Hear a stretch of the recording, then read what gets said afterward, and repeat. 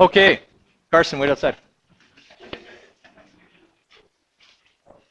Last week, we were talking about vectors and scalars, okay? And we talked about how one of them denotes direction and the other does not. So vector quantities have magnitude, that's how big they are, and direction, while scalar quantities only have a magnitude. Okay, so if we're comparing two vector quantities, or sorry, a vector and a scalar quantity, we could be comparing distance and displacement. Okay, they both measure how far something has gone, but displacement is a vector quantity, so it not only describes how far the object has gone, but also what direction has it gone from its starting point. Okay, whereas distance just says you went this far. Okay, it doesn't tell you which direction. Speed and velocity have the same relationship. Okay, speed is going to be a scalar quantity, 100 kilometers per hour, whereas velocity is going to be a vector quantity, 100 kilometers per hour north or south or whatever direction there. Okay, and then time, obviously, we said has to be a scalar quantity because it only goes one way, at least as far as we know. Right? Then near the end of the day, we talked about using these two formulas. V equals d over t, and V equals d over t. Okay? Not the same formula. Similar, but not quite the same. Okay? These are the scalar quantities. V in this one stands for speed. This one is distance. That's supposed to be an S. Okay? And this one is time. Whereas on this one, the V with the arrow over top, the arrow denotes a vector quantity. Okay? Anytime something has an arrow over top, it's a vector quantity. So this V is velocity. This D is displacement. And T is still time. Okay? On Friday, we did an example where we had a bus or a truck or something that was traveling north and then it came back south again, and we had to find its average velocity. Okay? And in order to find its average velocity, we found out how far from its starting position it ended up. Okay, so it went like 100 kilometers north and then it came back 62 kilometers or something like that. Okay, so it went 100 north and it came back 62 south. So how far was it from its starting position? 38, right. Okay, because it went 100 this way and then came back like this far. So it ended up 38 kilometers north of its starting position. That's how we calculated its displacement. Then we added up the two times from the two parts, and then we were able to plug it into this formula here. All right. What if that same question, because we didn't get time to do this, had asked us, what's the average speed of the truck over the whole trip? How would what we did change?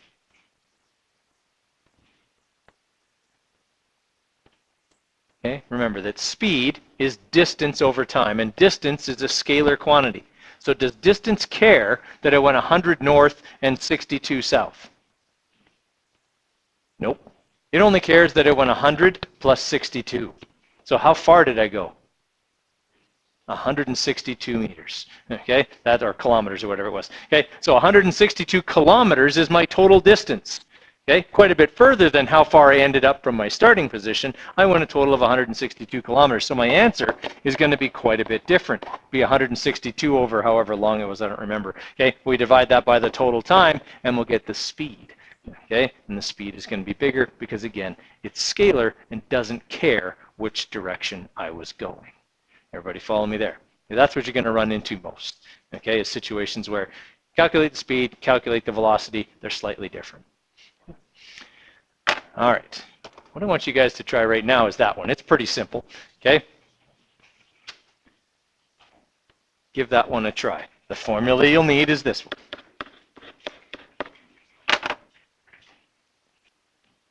All right, so to do a question like this, same as we would have in our chemistry unit, first thing we should do is write down our givens, okay? So our distance traveled is 100 meters. How do I know that they gave me a distance and not a displacement? It just says 100 meters. It doesn't say which way.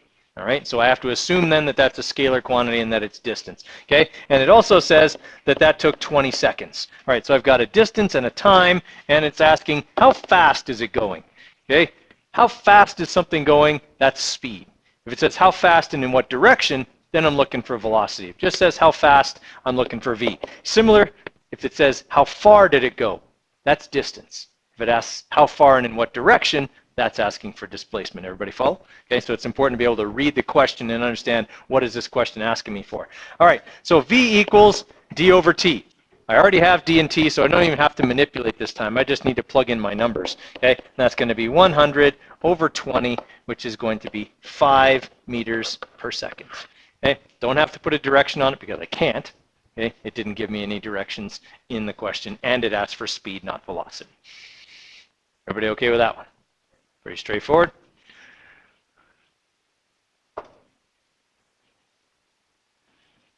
Okay, try that one.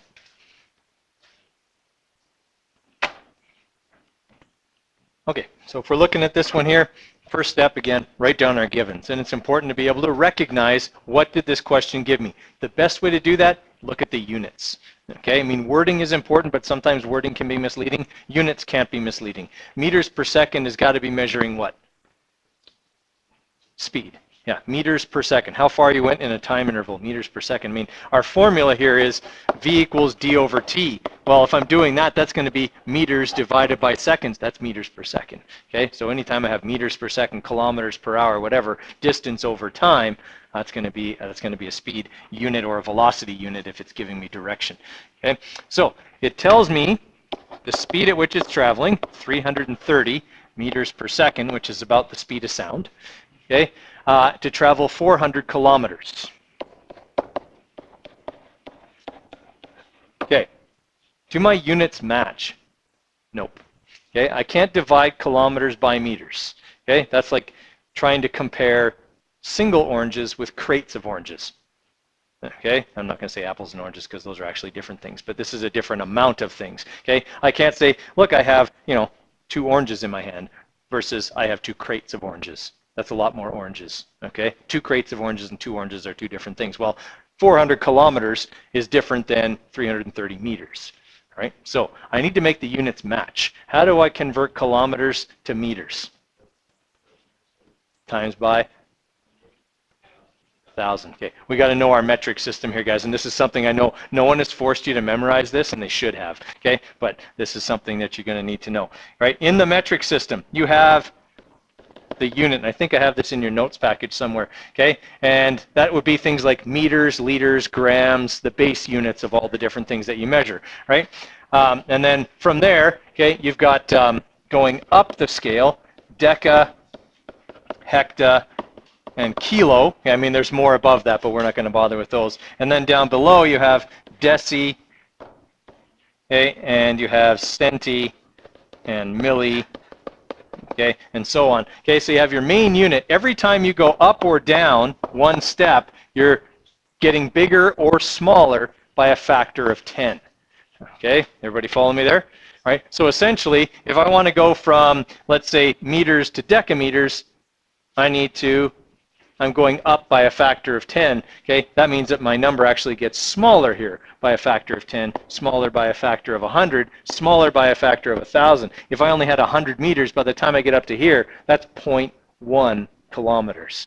Everybody follow me? I move the decimal, okay, in order to change those decimals. Whereas if I went this way, if I'm converting meters to centimeters, well, 1 meter is 100 centimeters. It's getting 100 times bigger going the other way. Okay. All right. So this is going to be 400,000 meters. Okay. So we want to figure out how long does it take? How long? That's time. Okay. Anytime it asks you how long does it take, it's looking for t. So v equals d over t. How am I going to get t by itself? Multiply. Nope. Multiply t first, right? I can't solve for t if it's on the bottom. It has to be up on the top. So first I'm going to multiply both sides by t, and when I do that, t cancels over here. Now t is on the top where I can solve for it. So I'm going to bring v back over here by dividing both sides by it. So it cancels off of this side. Now it's d over v equals t. Okay? Now, if I'm ever not sure whether my manipulation is right, I just need to look at my units. Okay? I'm going to be dividing meters by meters per second. Well, my meters will cancel and I'll be left with seconds. Okay, and that's what I'm looking for. All right. So I've got 400,000 meters divided by 300 meters per second. And this is what you or I would do in our head if I knew something was 300 kilometers away and I was going 100 kilometers per hour. Oh, well, okay, it's going to take me 3 hours, right? And you just do that in your head, to divide distance by speed, and you've got time. Okay. So we got 400,000 divided by 330. All right, so it's going to take us 1,212 seconds.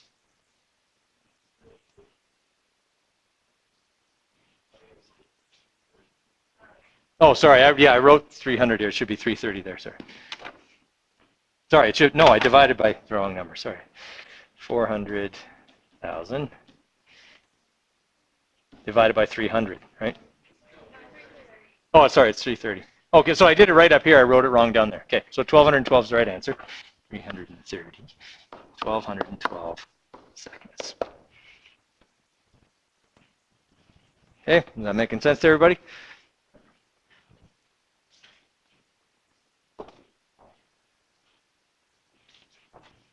Okay, try that one. Right, Tom.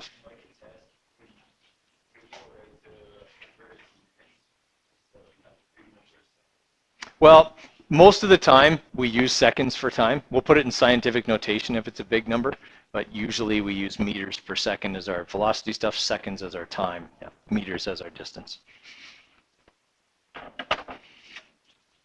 Besides, the less converting and math that you do, the less chance there is of making a mistake. So, yeah.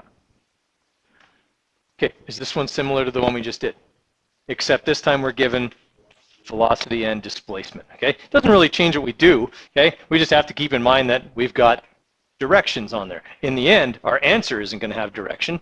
Okay, because the directions will cancel. Okay, so we've got a velocity here of 9 meters per second north. Okay, and a displacement of 650 meters north. Okay, how long is it flying? So we're looking for t. So v equals d over t, and I'm solving for t, so I bring t over here, divide both sides by v, v ends up underneath. All right, so time is going to equal 650 meters north divided by 9.0 meters per second north. The norths are going to cancel. Okay, north divided by north can be 1 if you want to think about it that way. Okay, and the meters are going to cancel. All right, so I'm going to be left with seconds. 650 divided by 9. Oh, well, that's going to be 6,509 then, yeah. 72.2 seconds is going to be our time there.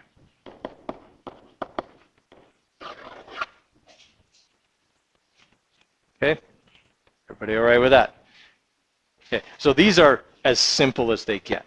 Okay, they don't involve trips with many parts. Okay, they're just simple v equals d over t calculations. Don't expect that you would get a question like this on an exam. Okay, unless it was in a multiple choice part. Okay, because it's just not worth enough marks to bother with a written response. But we got to know our fundamentals here, which is how do we manipulate v equals d over t when we come up on a more complex question. Okay. So this would be an example of a slightly more complex question. It actually isn't a whole lot harder, but there's 2 parts to it. Okay, first the elevator goes up, and then it goes down. All right, so I'm going to give you guys a couple of minutes. We did one like that. We reviewed the one at the beginning of class that was just like this one. Okay, it goes up, then it goes down. So I'll give you a few minutes on that one.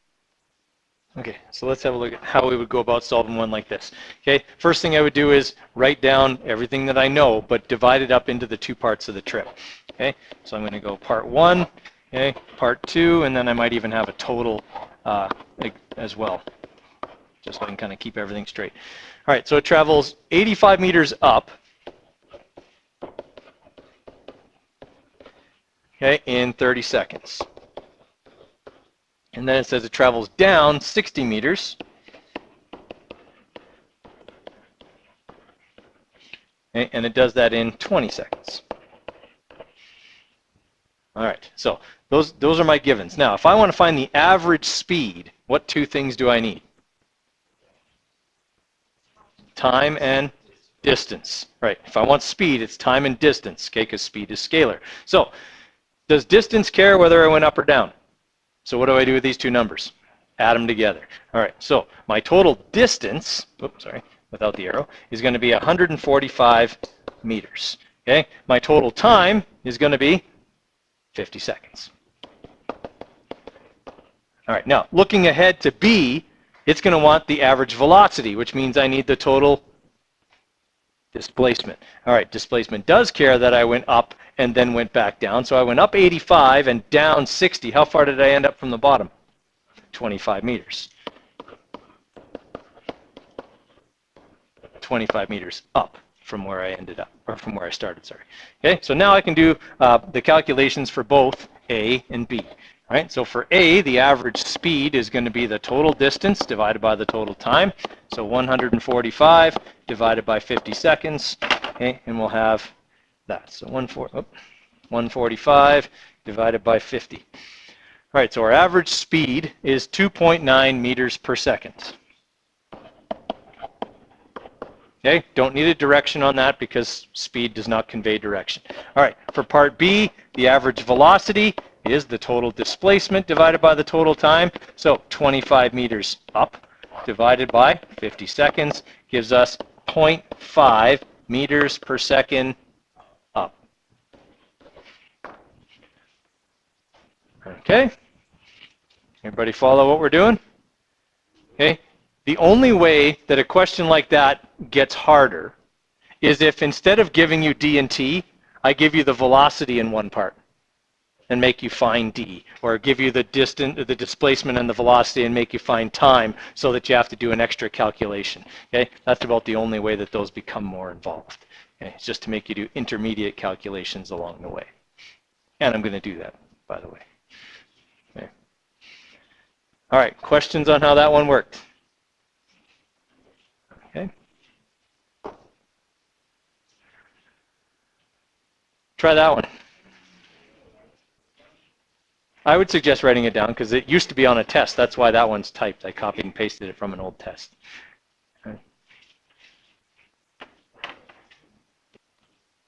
Okay, so let's do a walkthrough of this one. It's actually not a whole lot different than what we just did, except it's got 3 parts. Okay, so we write down all of our givens for the 3 parts.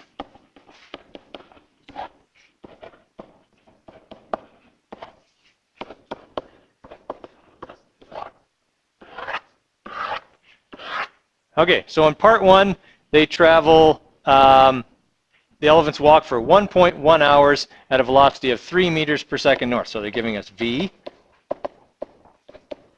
And they're giving us the time, but they gave it to us in hours. We want it in seconds, so we're going to take our 1.1 and multiply by how many seconds are in an hour, which is 3,600.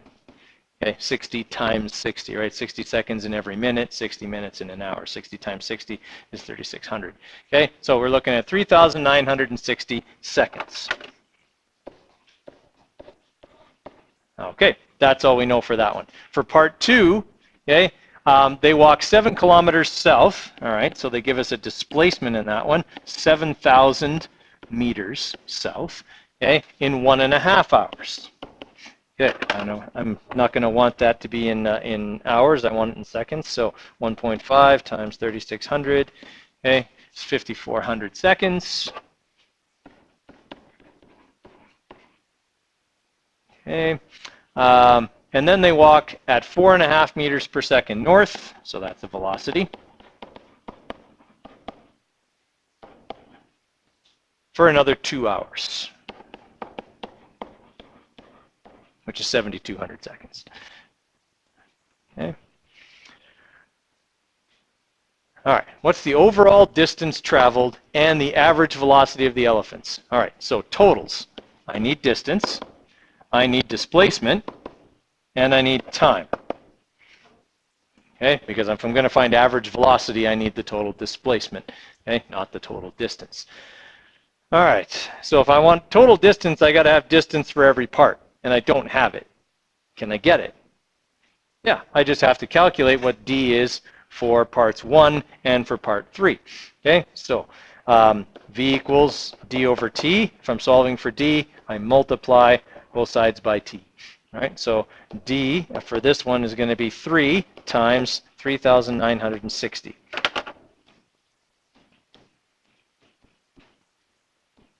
All right, so the total distance they're going to travel in part 1 is 11,880 meters. In fact, what I calculated there wasn't their distance, I calculated their displacement because I used a vector quantity in the velocity here. So 11,880 meters north.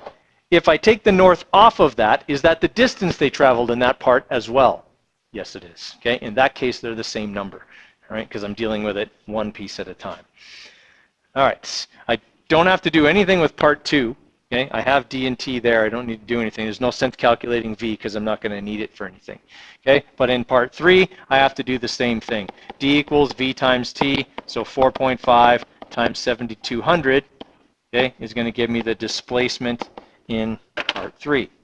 So 7,200 times 4.5. All right, it's 32,400 meters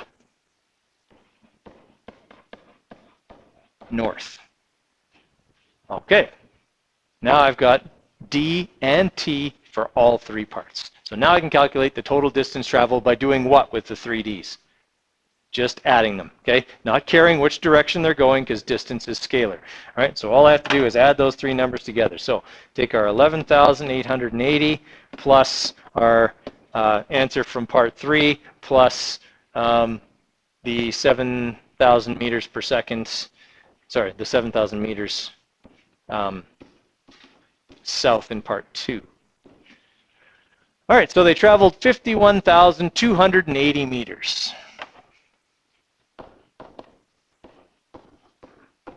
All right, well, I'm done the first part of that. They wanted to know how far they went. The total distance traveled is 51,280 meters.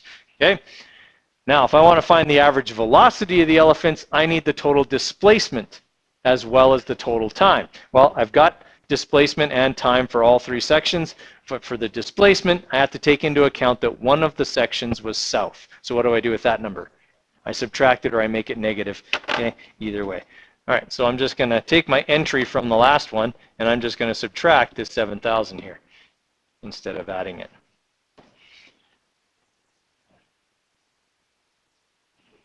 That didn't work. It got bigger. Something didn't work there. Okay, so we'll just do it again. Okay, I'm going to make it 72,000, or sorry, 7,000, not 72,000. So I'm going to take negative 7,000. I'm going to add that to 11,880, which was part 1, and 32,400. All right, that's better. 37,280 meters north. Okay.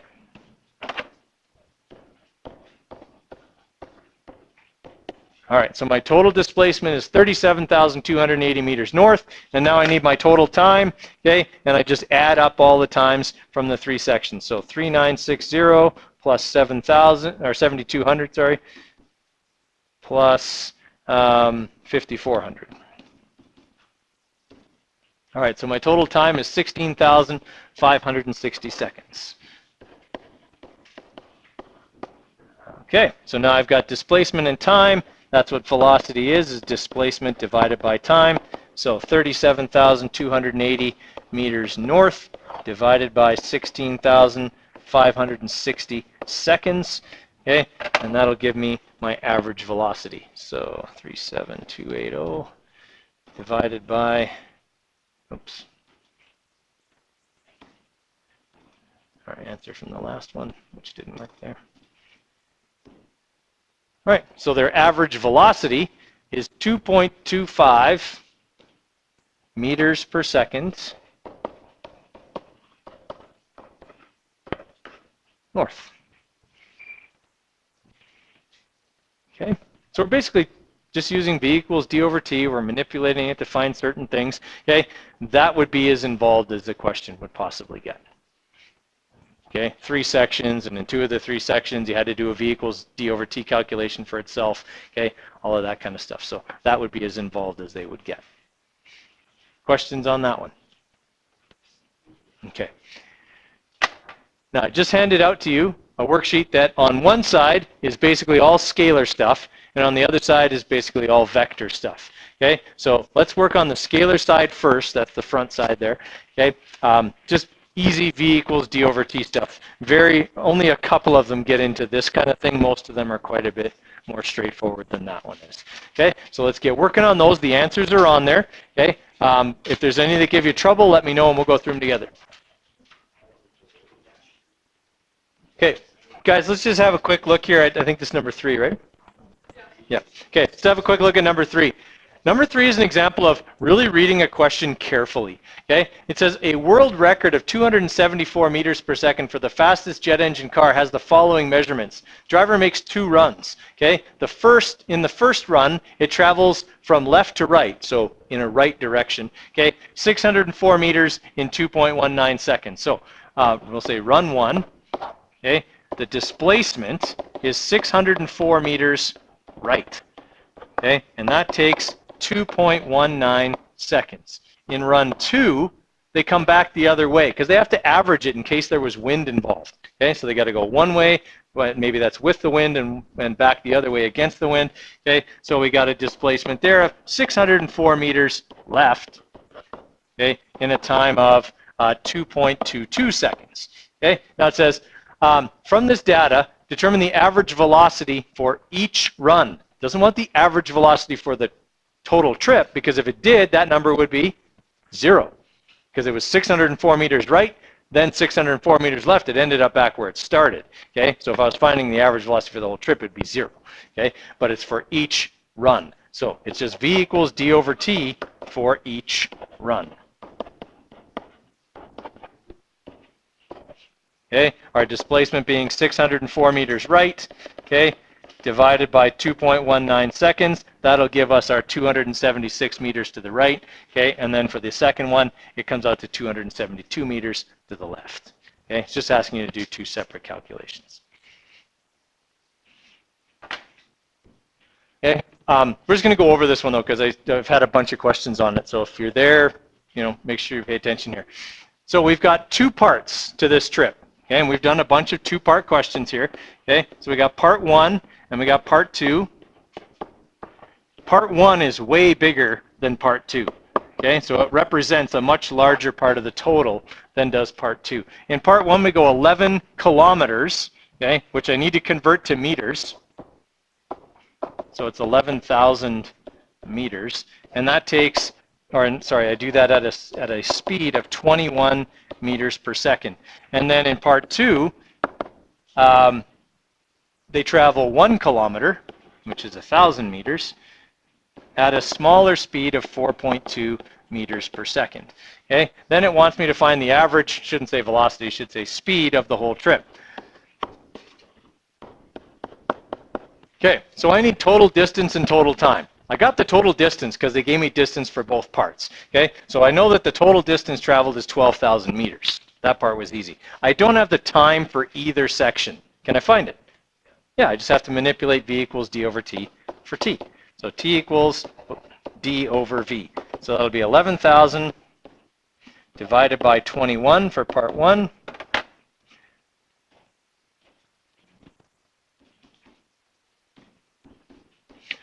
Okay, so it's 523.81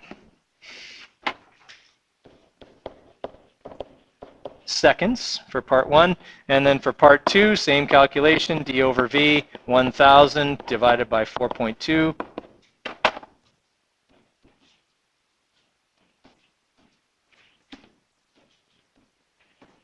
All right, it's 238.10.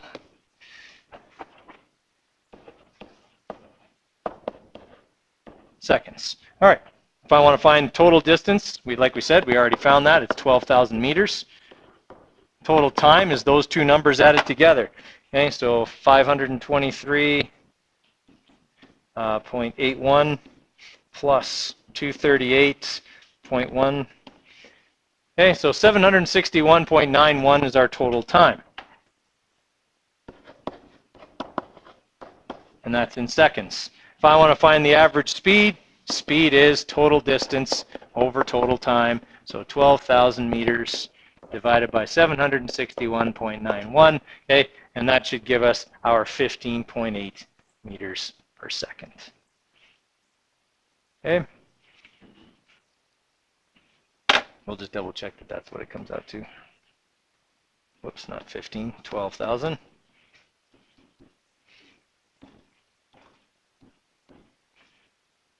Okay, so I rounded wrong, but it's 15.7. Okay, it's probably because I kept all the decimal. I probably kept all of these when I did the original calculation, so it would have rounded up. But okay. Questions on that one? Okay, so we've done a whole bunch like that one. Okay, I would expect that you might see one like that possibly on a quiz, maybe tomorrow. Yeah. Sorry, what number is that? 7?